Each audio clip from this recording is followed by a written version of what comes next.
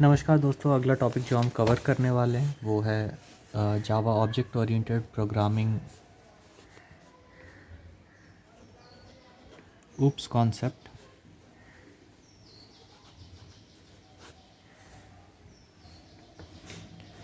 तो we will learn about the basics of OOPs object oriented programming is a paradigm that provides many concepts such as inheritance, data hiding, polymorphism.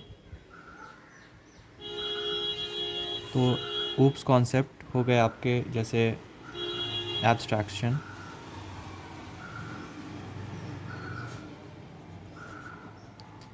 Encapsulation, inheritance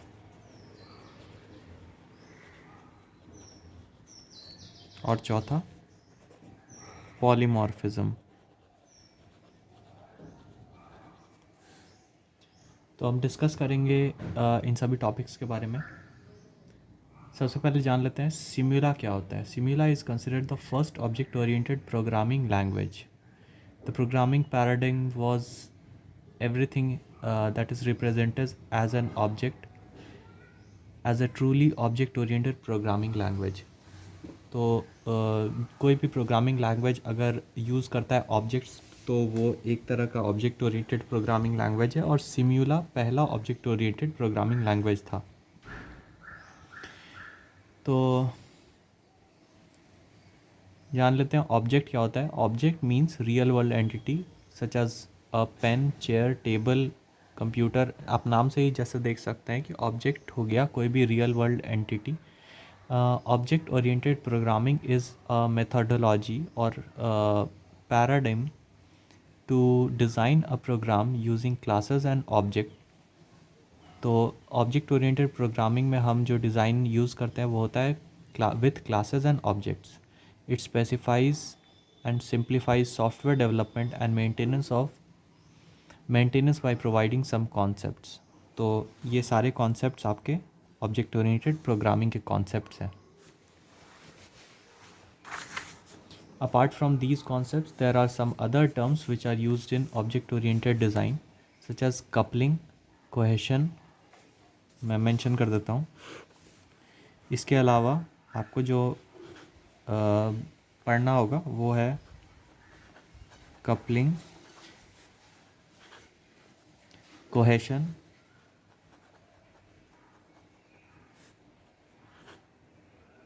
association,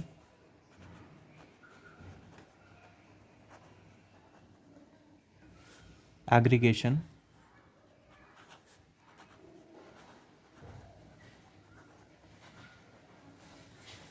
और composition.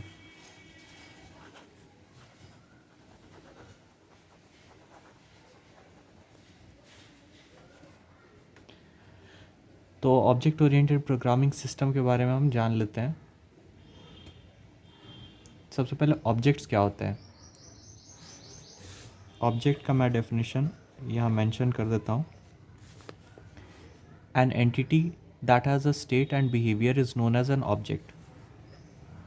तो एक entity having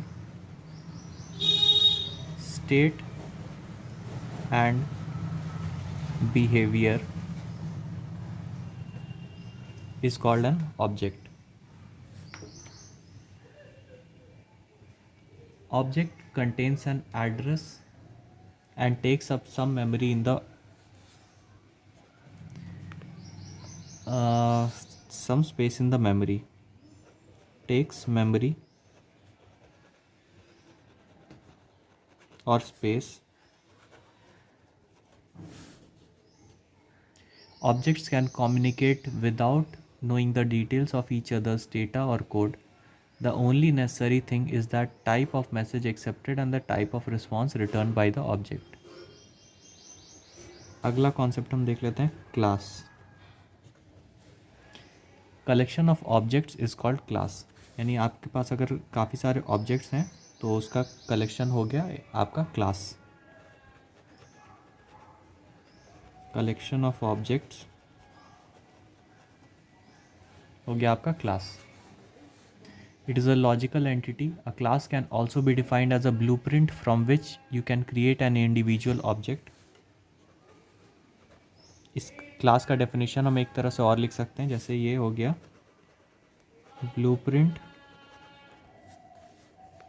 from which you can create an individual objects, from which object is created.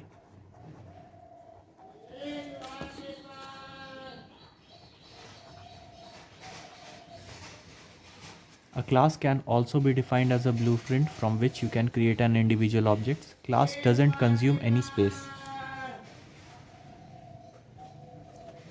तो ये space नहीं लेता है.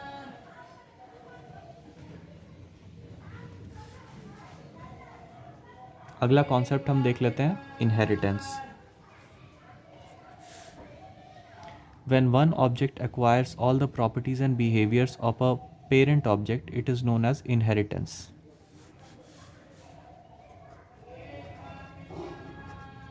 Inheritance का definition देख लेते हैं. When one object acquires all the properties and behaviors of a parent object,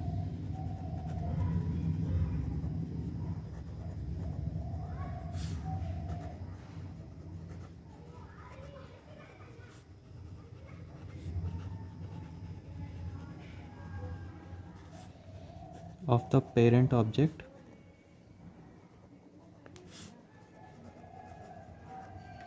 तो इसे हम बोलते हैं inheritance. It provides code reusability. It is use to achieve run time polymorphism. ये हो गया आपका रन टाइम पॉलीमॉर्फिज्म का एक एग्जांपल. पॉलीमॉर्फिज्म क्या है और रन टाइम पॉलीमॉर्फिज्म क्या है, ये हम आगे के पोर्शन में कवर करेंगे. दूसरा हम देख लेते हैं पॉलीमॉर्फिज्म.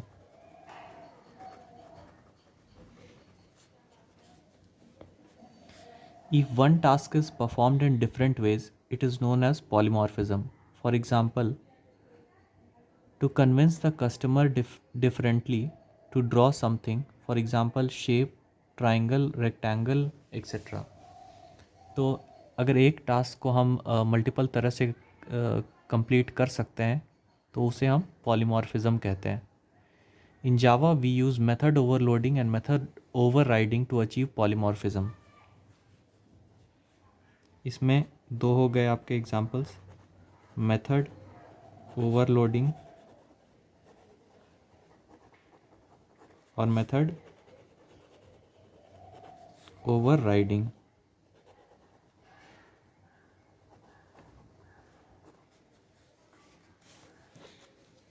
अगला हम जो कवर कर रहे हैं वो है abstraction. Hiding internal details and showing functionality is known as abstraction.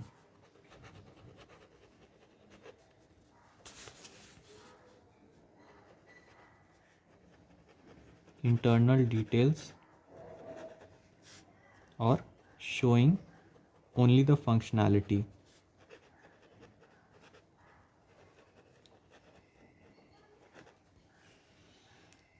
For example phone call. We don't know the internal processing. मतलब आप जब भी कॉल करते हैं हमें इंटरनल प्रोसेसिंग के बारे में आइडिया नहीं रहता है कि कैसे राउटिंग हुई है. हमारा टास्क बस रहता है कि पॉइंट ए से पॉइंट बी कॉल चला जाना चाहिए. तो ये हो गया आपका एब्स्ट्रैक्शन. और चौथा जो हो गया वो हो गया आपका एनकैप्सुलेशन. एनकैप्सुलेशन हो गया binding of code and data together in a single unit is known as encapsulation. Binding of code and data together in a single unit, ये हो गया आपका एनकैप्सुलेशन. तो हमने एक बेसिक ओवरव्यू कवर कर लिया है जो भी आपका ऑब्जेक्ट ओरिएंटेड प्रोग्रामिंग कॉन्सेप्ट्स है. तो आशा करता हूँ आपको ये वीडियो अच्छा लगा होगा. और अगर ये वीडियो अच्छा लगा तो इसे लाइक और शेयर ज़रूर करें. आपका बहुत बहुत धन्यवाद.